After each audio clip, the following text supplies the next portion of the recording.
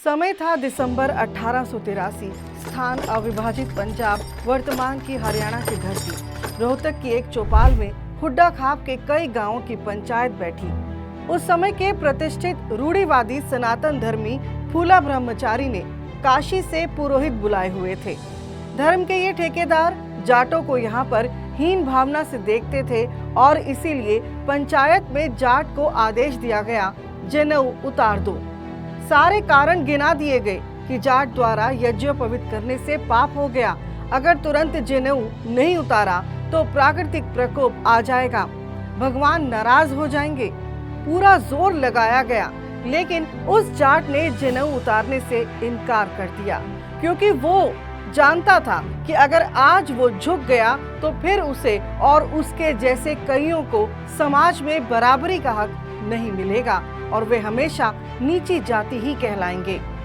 आंखों में आग, आवाज में तूफान लिए गरज के तलवार लेकर भरी पंचायत में वो नौजवान बोला, जनेऊ किसी पेड़ पर नहीं टंगा, मेरी गर्दन पर है। हिम्मत है तो गर्दन काट दो, जनेऊ खुद उतर जाएगा। नमस्ते जी, मैं हूं हरप्रीत कौर। हर दौर में कुछ लोग ऐसे होते हैं जो सिर्फ जीते नहीं, इतिहास बदल देते हैं। एक ऐसा ही नाम हरियाणा की मिट्टी से उठा और पूरे समाज की सोच को चुनौती दे गया।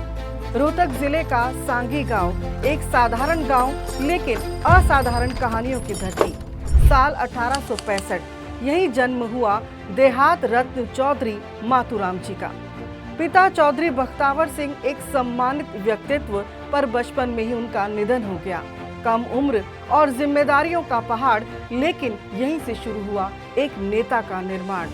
समय बीता और एक संघर्षशील युवा मातूराम अपनी मेहनत से आगे बढ़ता गया। नंबरदार, फिर आला नंबरदार और कुछ ही वर्षों में जेलदार जैसे प्रतिष्ठित पद तक पहुंच गया। लेकिन उनकी पहचान पद से नहीं थी, उनकी असली ताकत थी उनकी सोच, उनका चरित्र।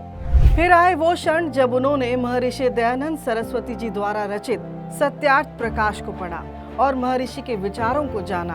पढ़ने के बाद उनका जीवन बदल चुका था, जैसे उनके भीतर एक क्रांति जन्म ले चुकी थी।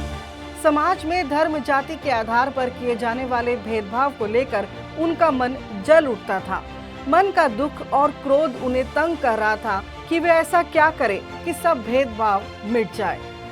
सत्यार्थ प्रकाश ने उनके जीवन के अंधकार को दूर करके ज्ञान का प्रकाश किया, उनको मार्ग दिखाया।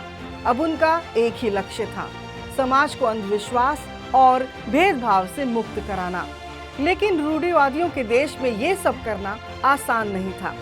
उन्होंने जनेऊ धारण किया और यहीं से शुरू हुआ विरोध। रूढ़िवादी लोग, अंधविश्वास के ठेकेदार उनके खिलाफ खड़े हो गए। काशी से पुरोहित बुलाए गए, पंचायत बैठी और आदेश दिया गया कि जनेऊ उतार दो।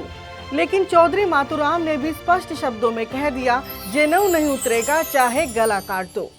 उस क्षण एक इंसान नहीं, एक विचार खड़ा था। यह सिर्फ विरोध नहीं था, यह एक सामाजिक क्रांति की शुरुआत थी। इस घटना से प्रेरित होकर हजारों की संख्या में लोग आर्य समाजी बन गए और यज्ञोपवीत धारण किया। आर्य समाज के सिद्धांतों को अपनाकर चौधरी मातूराम के नेतृत्व में जात पात, छुआछूत और अंधविश्वास के खिलाफ एक खुला संघर्ष शुरू हो गया। चौधरी जी अब प्रसिद्ध हो चुके थे। उनके भाषणों में हजारों का जन समूह एकत्र होने लगा था। उनकी एक आवाज पर लोग बलिदान और त्याग के लिए तैयार हो जाने लगे थे, क्योंकि उन्होंने सिर्फ भाषण नहीं दिए थे, बल्कि अछूत माने जाने वाले लोगों के घर जाकर उनके हाथ का भोजन खाया, उनको गले लगाया, भाई होने का एहसास दिलाया। उस दौर में यह एक क्रांति से कम नहीं था।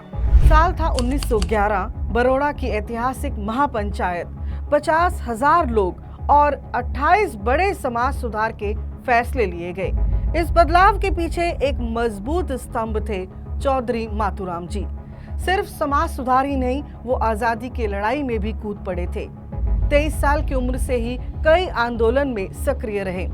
लाला लाजपत राय जी, सरदार अजीत सिंह जी, महात्मा गांधी जी जैसे नेताओं के साथ उन्होंने आजादी के आंदोलन को गांव-गांव तक पहुंचाया। अंग्रेज सरकार ने 1907 में उनकी जेलदारी छीन ली थी। उन्हें काला पानी भेजने की योजना तक बनी, लेकिन वो नहीं झुके। उन्होंने शिक्षा को हथियार बनाया। Jat Anglo High School, gurukul, आर्य कन्या पाठशालाएं खोली। इसीलिए लोग उन्हें कहने लगे देहात रत्न चौधरी मातूराम जी। 14 जुलाई 1942 एक महान अध्याय खत्म हुआ। चौधरी मातूराम आजादी का सूर्य नहीं देख पाए। वे इस दुनिया से हमेशा के लिए चले गए, लेकिन उनकी सोच, उनकी हिम्मत, उनका संघर्ष आज भी जिंदा है। चौधरी मातूराम जी का जीवन हमें याद दिलाता है कि सच के रास्ते पर चलना आसान नहीं, लेकिन जो चल पड़ता है वही इतिहास बनाता है। कालांतर में पुत्र चौधरी रणबीर सिंह हुड्डा स्वतंत्रता सेनानी रहे और फिर आजाद भारत के संविधान सभा के सदस्य भी बने। फिर उनके पुत्र यानी मातूराम जी के पौत्र इस वंश से भूपिंदर सिंह हुड्डा जैसे नेता भी निकले, जो हरियाणा के मुख्यमंत्री बने। नई पीढ़ी में दीपेंद्र हुड्डा के रूप में ये विरासत आज भी जिंदा है। महर्षि दयानंद सरस्वती जी के जीवन काल में ही उनके अनुयायी बने पहली पीढ़ी के आर्य समाजी, महान स्वतंत्रता सेनानी, परम देशभक्त, देहात रत्न चौधरी मातूराम जी को आर्य समाज शत शत नमन करता है।